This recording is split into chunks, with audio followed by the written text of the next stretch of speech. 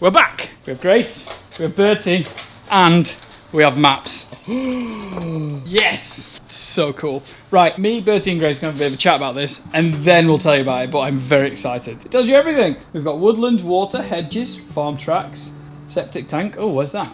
Yeah, it's actually near a couple of hoses here. I think it's here actually. So yes, yeah, you're right. James, he did a cracking job. He knew what he was doing. Paddock numbers. Everything is numbered. Acres. Yeah. And then, is it acres, not hectares? Just acres, yeah. Yeah, we like that. Water troughs, manholes. Yeah.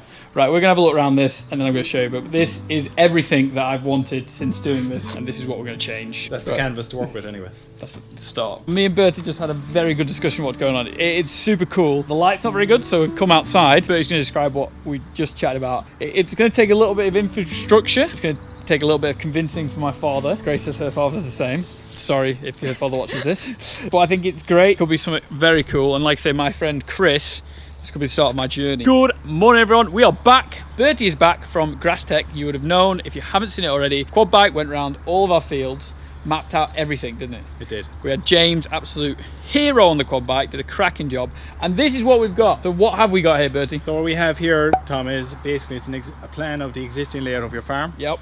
So what James did, he drove around every field. So for argument's sake, here next to your farmyard here, field number 1, it's 11.27 acres in size. Basically, that's the net area of your field. Okay? Yep. But that's what you can farm effectively. You can also see the pond there and some manholes as well. Yeah, it's really interesting. You see, pond, manholes, there's a key here. And the big thing, what you said there, is farmable acres. Yes. You've taken out the pond, there, trees, yeah. You know, actual farmable acres, and this is what we can farm. How many farmable acres can we farm? Find out at the end. And then we've mapped everything out, even across the road. Bertie and the GrassTec team have mapped out how we can improve our grazing, because this is everything that I've wanted to do and I want to do, is improve our grazing, which is super important for the farm profitability, if I could speak. And this is what Bertie has come up with. So Tom, what we've done, we've isolated this section of your farm here because that's practically where the cows are going to graze. Yeah. Okay, so to make the map easier to read, we've basically created a section on its own here. That's important because of our milking cows, because that's where we're going to start. We're going to start with the milking cows, and then if we do well in the next year, 2, 3, we'll go into the heifers and we'll look at that, because you think we can grow more grass if we do it with all the animals. I think you can, yeah, and look, I think you can ultimately probably cut less silage. You can make savings by putting in a paddock system, but I suppose time will prove that. Time will prove. Let's start at the beginning. To start with any farm, and yours is no different, 120 cows say is your herd size. So I suppose they need to give an area for a period of time. So for argument's sake, for 24 hours for 2 milkings, they need approximately 3.2 acres. So that's for 2 milkings. So that's saying 1.6 acres per 12 hours per milking every time. Yeah. Exactly. Or another option is to give them 3 milkings in a particular area for 36 hours, and you need about 4.8 acres for that. Yeah. Again, if we've highlighted this area, say 1 and 2, say. Okay. 1 and 2. So leaving the existing fence line here that James picked up, we've created 3 paddocks in 1, 2 and 3. And they're all about 3.76 acres in size. And so it's near the 3.2 area, isn't it? Yeah. 24 hours of grazing. That one field has 3 days of grazing, and that's it. That's a bit terrifying for someone like me. Because it's just, we're not used to it, but that's the whole thing. We're changing. We're going to be better. And then the second big field, or bottom pasture as we call it. Yeah, so we went for 4 paddocks here, and they're all about 5.14 acres in size, and there are three grazings in every paddock. Yep. Okay. So the green dashed line is a fence line. It's a permanent fence line, and you all see blue dots here. Effectively, they're water troughs. Yep. Okay, supply water independently into every paddock. I think that's the first thing we need to start with, is the water troughs. Probably we're going to start with these 2 grazing paddocks that we always use first. Put your fences off, and then your water troughs where you need them. I think that's a great place to start, because I love my dad, and everyone loves my dad who watches this, but I need to convince him this is the way to go.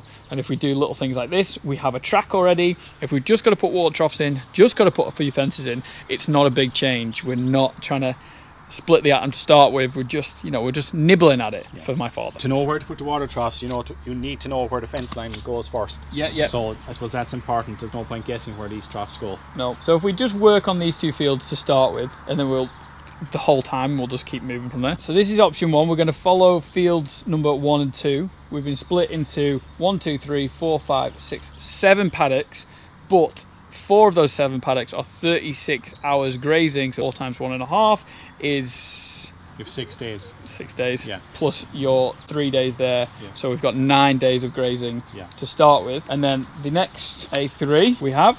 Basically what you have here is a fencing summary. If you were to fence paddocks 1 to 7, basically 1,243 metres of fencing in the first 3 paddocks. Yeah. And you'd have an additional 1,675 metres in the 4 paddocks here. And that's to use electrified for permanent fencing. Yeah. Okay. So yeah, that's proper fencing, not like I do and move fence all the time. And this is what I want to do, so make my life easy. So if we've got, okay, let's put in paddock 2, it's literally opening a gate kind of job. I really like that, mapped it out to the metre of how much fencing I have to put in, so I can put that into costings and know exactly how much it's going to cost me to put the fence in. Correct. So we've got the next picture, and this is for all the paddocks. We're just going through field number 1 and 2 to make it a little bit easier and a bit quicker. So Tom, you have quite a bit of track on the farm already, so you've this existing track here, but I suppose to complete it here to service field or paddock 6 and 7, you need a short extension off your existing track. Okay, basically you need about 93 metres of additional track to really service 6 and 7 independent. Yeah, so that, again, 93 metres, bit of stone on it, bit of astroturf, works very well. And the other thing, obviously I'm going a little bit off here, but we can go halfway up the 7 acre as well. Because the 7 acres split into 2, just want to go halfway through the track, and it doesn't have to go all the way up the field, which I think is really cool. Yeah. You don't have to spend the money, because what's the point? No, exactly. And you're working off the existing fence line. The final piece of the jigsaw then is your water layout. So as you mentioned, it's one of the first things you'd like to do. Yep. So what we have done here is basically we've a trough shared under 2 paddocks here. Yep. Okay, and we've kept it back off the track a bit to prevent any messing. Yeah, so I asked the question, why don't you put them in the corner? Because I suppose sometimes trough is near the corner, the cattle stand around it, and it makes a bit of a mess. yeah, and then the gateway is going to be a mess anyway at some point. Yeah. It's inevitable. Well, back end of summer, winter time, your gateways are going to be a little bit buggered. Hopefully not, but better with this system. So basically what we have then, we've shown a blue line servicing all the troughs here, and if you were to complete the whole farm, say, as per the plan, you'd need about 1,764 metres of new pipe. Yeah. Okay, and there's different ways of putting that down, but Because what you've done is you've connected all these pipes together, which is quite cool. Yeah. So the whole farm where we want to put the water troughs, and I think that's interesting, and that's something that we need to improve on, is our access to water troughs on the farm, because that's what we're short of, and that's why I can't move certain fences. Just actually, we've done a bit of tidying, had an old stone water trough, which are horrible things, but if I can plant one down and never move it for the next 20 years, I'll be very happy. So I suppose you've a requirement for about 13 new troughs then across this hole in here. Which isn't bad at all, is it? No, it's not. It's not. So you're sharing that underneath the wire, so you're making a saving, I suppose, that way. Which, because they're all split between the electric fence, because if you get a big enough water trough, they're not all going to drink at once, are they? There should be enough surface area too, say a good rectangle trough. Yeah. That's a looped water system there, basically, so you've water circulating around there. So so it doesn't go stagnant at the end of it. But you will have stagnant water up here, but there's not a lot you can do. But no. Here you have a nice loop system here. Well, at the moment, we don't have a loop system anywhere. So that's another thing. I didn't even think about it. What Bertie and GrassTec have done have made sure the water can go round.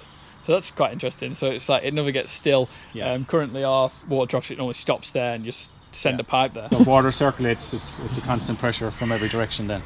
It's an ideal scenario. That's the easy part, making the design, implementing the changes on the ground, and the investment, I suppose. That's the harder part, but at least you have a plan to work with. It's doing it. Time is the issue that I have, but when you've done it once, I'm probably moving fences for probably half an hour every day, but when the fence is done, with these, they're all fences there, isn't it? There is. Because we'll permanent fence the 1 and 2 fields, 1 to 7 paddocks. God, it sounds confusing, but it's really not. I'm making it sound harder than it is. And then we'll move on to this area on year 2 probably, because I've just got to keep my feet on the ground, that's all. Big thank you to Bertie and Grace and the team at GrassTec. Like I say, I contacted these guys because I am super interested in this. The other thing you're advising me to do, which we do not do at the moment, is measure grass. Yeah, I guess, look, it's a resource that's out there. It's a valuable resource, a very good feed source at the moment. You can't measure it, I guess. You can't manage it. You can manage it better if you can measure it. Yeah, it completely makes sense. So how much grass should there be on 3.2 acres for 24 hours, 2 milkings? What's the number of grass? I suppose cows would want, maybe, again, if you're supplementing here, 15, 16 kilos of dry matter for a 24-hour period. Depends what you're given in the parlour. So I suppose ideally you're going into pre-grazing covers of maybe 1,400 kilograms available. That high grass? That high grass. Maybe not that high, but about this high. And they'll produce better milk and more milk through that because it's got more energy in it. Yeah, it's just like chopping, obviously, a bit earlier. Yeah, and it's at its optimum, really, at 21 days. That's where you're trying to get 21 paddocks, ideally, So. Have we got 21 paddocks here? You have. we've got 21 paddocks here, but then some of the paddocks are doubles. They are bigger, yeah, exactly. So I have to figure that out. Probably allows you to take out silage as you like doing in the early season. Yep.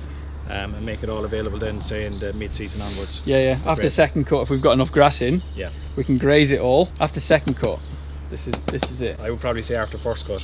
Whoa, come on. I think that's well doable. Well doable. Hopefully you guys are excited as me, because this really excites me. I know I'm a massive loser now on what's happened to me. A big thank you to the GrassTec team for coming twice now, mapping it out. James for being on the quad, Bertie and Grace for coming. Fingers crossed we'll get this going sometime this summer. So we've got lots going on. So trying to convince Dad to do it on his own. Probably not. Me and Luke though, mad keen for it. So guys, watch this space. We're going to make a change. Please give the video a thumbs up. Subscribe to the YouTube channel.